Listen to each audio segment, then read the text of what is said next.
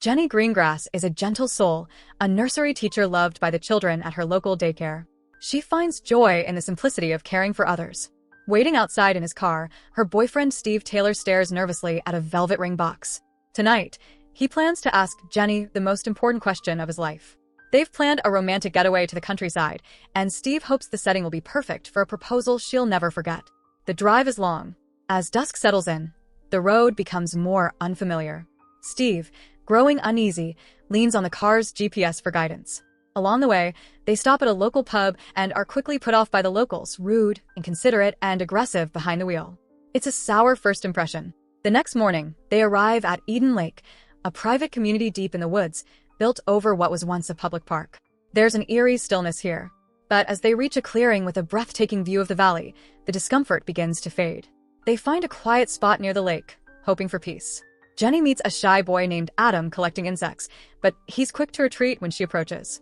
His fear of strangers is unsettling, but easily dismissed. They settle by the lake. It's calm and beautiful. Jenny dozes off in the sun, but a loud bark from a Rottweiler jolts her awake. The dog is close, too close. Moments later, a gang of teenagers arrives, rowdy and disruptive. The lake is no longer theirs. When Steve confronts the teens about their loud music and threatening dog, their leader, Brett, fires back with mockery and defiance. Jenny tries to stay composed, but things escalate when one of the boys ogles her through binoculars. As they leave, Brett flashes them obscenely, solidifying their sense of danger. Night falls. Steve pitches the tent while Jenny gathers wood, still on edge. Strange sounds echo through the forest. Steve dismisses her fears, but they persist. When he goes to investigate, he vanishes briefly, only to return laughing. It was all a joke. Jenny doesn't laugh. The next morning, their food is ruined by insects. Frustrated but undeterred, they drive into town. Steve accidentally crushes a bottle left by the teens, but quickly fixes the tire. On the road, they see the same boys pass on their bikes. Steve snaps, he's had enough. He tails them but loses their trail. At a diner, he asks the waitress about them, but she brushes him off with a strange mix of dismissal and fear. "Not my kids," she says coldly. Outside a nearby house lined with bikes, Steve believes he's found them. Jenny pleads with him not to escalate things. He ignores her and walks into the open door. Inside, he's met by an angry man, Brett's father. Thinking his son is hiding, he rages. Steve narrowly escapes through a window. Adrenaline high, they flee back to the lake, shaken but safe for now. They try to relax, swimming together in the calm waters. Steve even dives beneath, unaware of what awaits them on the shore. Their bag, phone, wallet, and keys is gone. They sprint to the car, but it's missing. Desperate and panicked, they begin the long walk back toward town, the forest closing in around them. Suddenly, their stolen car appears, swerving recklessly through the trees. Brett stops just long enough to flash a smug smile. As night falls, they find the teenagers by a campfire. Steve demands their belongings, but the teens mock him. Then Steve hears his own ringtone. His phone is among them. He lunges at Brett, but the group overpowers him, knives flashing in the firelight. In the chaos, Brett's dog is stabbed. Wailing in grief, Brett throws the keys. Jenny snatches them, and the couple flees in the car. But the forest isn't finished with them. The car crashes into a pile of wood, trapping Steve beneath a branch. Jenny tries to lift it, but it's no use. With no signal and no one around, she runs into the woods for help. Behind her, Brett is closing in. Jenny hides through the night, alone and terrified. When dawn breaks, Jenny finds Steve's shoes, and then Steve himself, bloodied, tied with barbed wire. Her heart breaks at the sight. Brett and his friends stand over him, gloating, torturing him for revenge.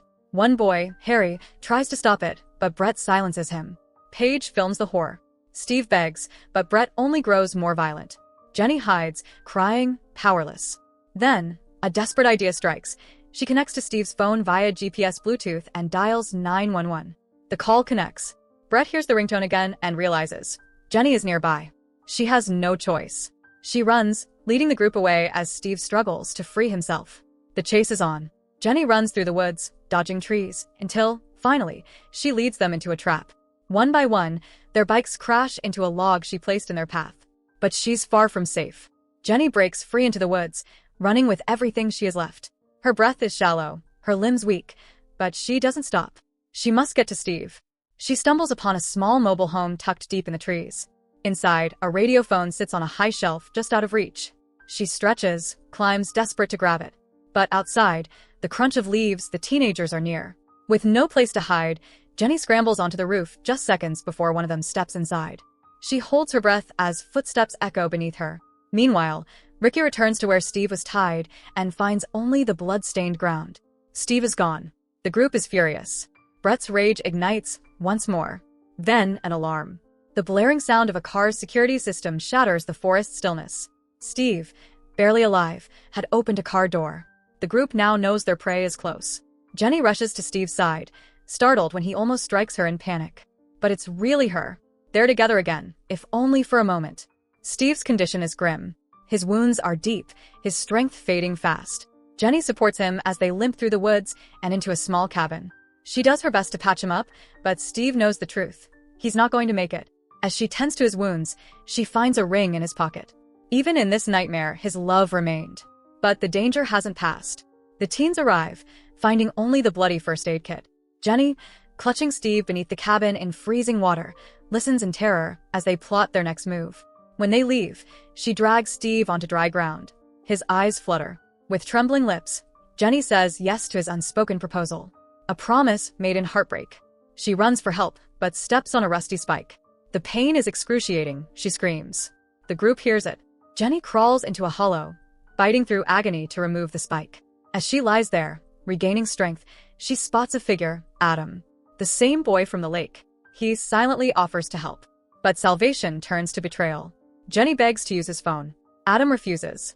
He's already texted Brett their location. Jenny's heart sinks. Before she can flee, a blow knocks her unconscious. She awakens tied to a tree, beside Steve's lifeless body. The teens encircle them. They plan to burn them both. Some hesitate, but Brett pressures Adam to strike the match. Do this, and you're one of us. Adam, tired of being bullied, obeys. Flames rise. Paige captures it on her phone. Brett dances with glee. But the rope around Jenny starts to smolder and weaken. As Brett gloats, Jenny breaks free. She seizes a torch and swings it at him. She pours gasoline and ignites it to keep him back. Brett tries to use Adam as bait, screaming for help, but Jenny, hardened by trauma, keeps running. Behind her, Adam's screams are silenced by fire. Jenny keeps moving, stealing a trail map by smashing its case. As the teens draw closer, she hides in a trash bin, enduring the stench for the sake of survival. Through a crack, she sees two of them search nearby. They move on. She slips out and grabs a shard of glass. Then movement.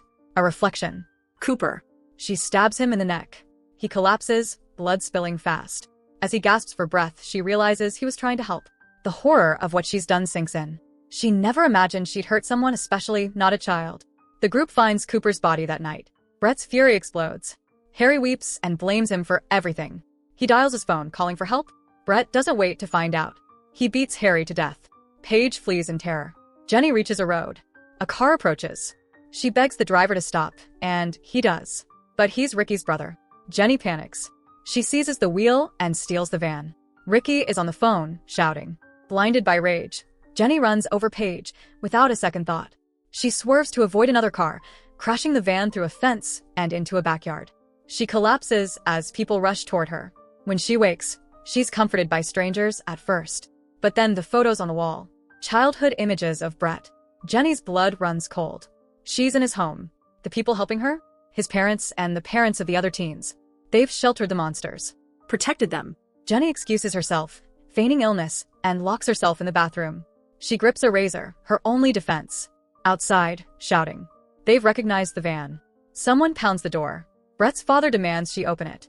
When she doesn't, he kicks it in. Brett stands outside, silent. One parent lunges at her. The teens have twisted the story, blaming her and Steve for the violence. Jenny screams for the police. No one listens. They've made up their minds. Justice will come from them. Brett is told to go upstairs as the parents drag Jenny away. He pauses at the mirror, admiring himself. He puts on Steve's sunglasses. Then, methodically, deletes the video from Paige's phone, the last piece of evidence. The truth will never be known. What was supposed to be a joyful escape, a romantic weekend, ended in blood, fire, and betrayal.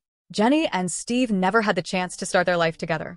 Their love story, swallowed by the darkness of Eden Lake. So that's it. Hope you enjoy the story. Subscribe and press the bell icon for more videos.